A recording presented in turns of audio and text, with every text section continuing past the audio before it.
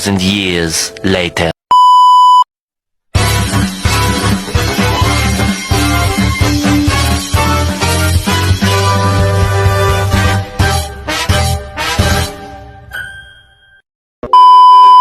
Assalamualaikum warahmatullahi wabarakatuh. Waalaikumsalam warahmatullahi wabarakatuh. Sebelumnya di sini kami dari kelompok 13 ingin mempresentasikan hasil kerja kami yang berjudul Membaca untuk Menulis. Sebelumnya saya Farihatul Muawana. Saya Ramadan Munasamil. Saya Maulina Zawahirunisa. Saya Lady Pujarsari. Kita langsung ke materi. Latar belakang membaca dan menulis adalah dua elemen fundamental literasi yang saling terkait, erat dan tak terpisahkan. Membaca menjadi dasar untuk memperoleh pengetahuan dan gagasan, sementara menulis berfungsi untuk menyajikan informasi tersebut. Meskipun sering diajarkan terpisah, keduanya adalah proses timbal balik yang saling melengkapi dan penting untuk kemajuan intelektual. Permasalahan yang pertama, apa yang dimaksud dengan membaca dan menulis? Yang kedua, bagaimana keterkaitan antara membaca dan menulis? Ketiga, apa perbedaan antara bahasa lisan dan bahasa tulis? Yang keempat, aspek-aspek apa saja yang ada dalam membaca dan menulis? Lalu tujuan. Yang pertama, memahami hakikat dari membaca dan menulis. Yang kedua, mengerti keterkaitan antara membaca dan menulis. Yang ketiga, mengetahui perbedaan ragam bahasa lisan dan ragam bahasa tulisan. Yang keempat, mengetahui aspek ragam dalam membaca dan menulis. Selanjutnya yaitu membaca, hakikat membaca dan menulis. Hakikat membaca adalah proses memahami makna tersirat dalam teks dan menangkap pesan melalui tulisan. Ini adalah kegiatan yang memerlukan pemahaman bahasa dan grafis. Menurut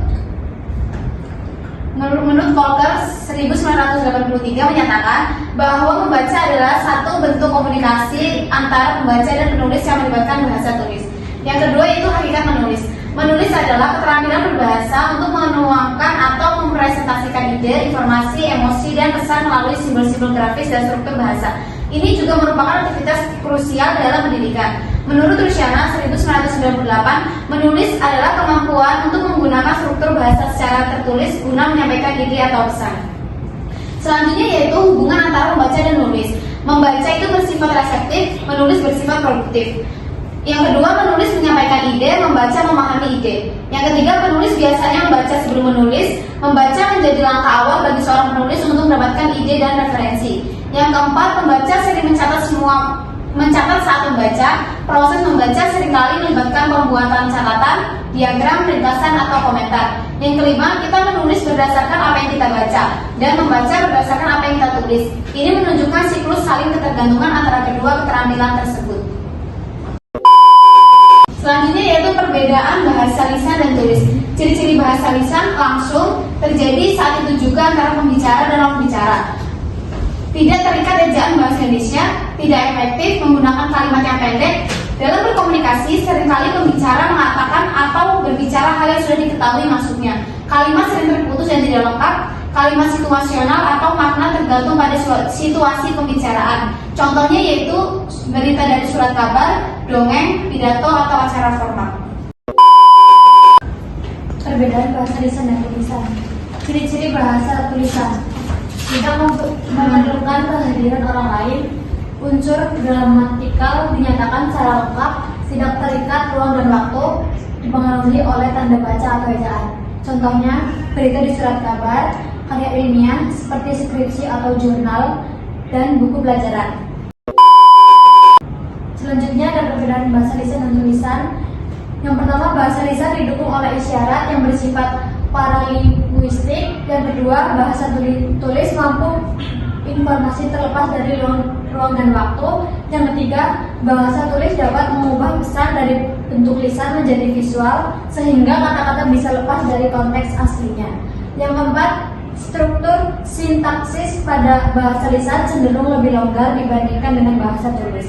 Yang kelima, bahasa tulis sering memiliki penanda metalingual yang mengaitkan antara frasa dan klausa. Yang keenam, umumnya struktur bahasa tulis mengikuti pola subjek predikat, sedangkan bahasa lisan lebih mengutamakan struktur topik sebutan atau topik komen. Yang ketujuh, konstruksi pasif jarang digunakan dalam bahasa lisan. Yang kedelapan, bahasa lisan seringkali mengulang bentuk sintaksis. Dan yang terakhir, bahasa lisan dapat disempurnakan sambil terus berbicara. Selanjutnya ada aspek ragam bahasa Indonesia dalam membaca dan menulis. Yang pertama, aspek membaca. Membaca adalah aktivitas untuk memahami makna simbol tertulis. Proses ini melibatkan pemrosesan makro dan mikro, pemahaman informasi, serta aspek linguistik dan psikologis. Membaca juga mencakup aspek fonologi, pengenalan bunyi, dan morfologi penggabungan bunyi. Kemampuan membaca sangat penting untuk mendukung kemampuan berpikir dan belajar. Contohnya, membaca koran, membaca puisi, membaca komik, membaca surat, dan membaca Al-Quran. Selanjutnya yaitu aspek penulis. Penulis adalah proses komunikasi untuk menyampaikan pesan secara tertulis kepada pihak lain. Proses menulis melibatkan beberapa tahapan, yaitu tahap pra-menulis, yang kedua tahap saat menulis draft, yang ketiga tahap merevisi, yang keempat tahap mengedit, dan yang kelima tahap publikasi. Contohnya yaitu menulis puisi, menulis surat, menulis spanduk, dan menulis cerita. Kesimpulannya yaitu membaca dan menulis adalah keterampilan literasi yang tak terpisahkan. Membaca yang baik menjadi fondasi penting untuk menulis dengan baik. Ini karena membaca memperkaya pengetahuan, kosakata, pemahaman tata bahasa, struktur naratif, dan gaya penulisan. Membaca secara kritis juga melatih kita untuk menganalisis dan menilai kualitas tulisan, baik milik orang lain maupun karya sendiri, sehingga memungkinkan perbaikan berkelanjutan. Singkatnya, membaca adalah investasi berharga yang memperluas wawasan, mengasah kemampuan bahasa, dan menginspirasi ekspresi kreatif.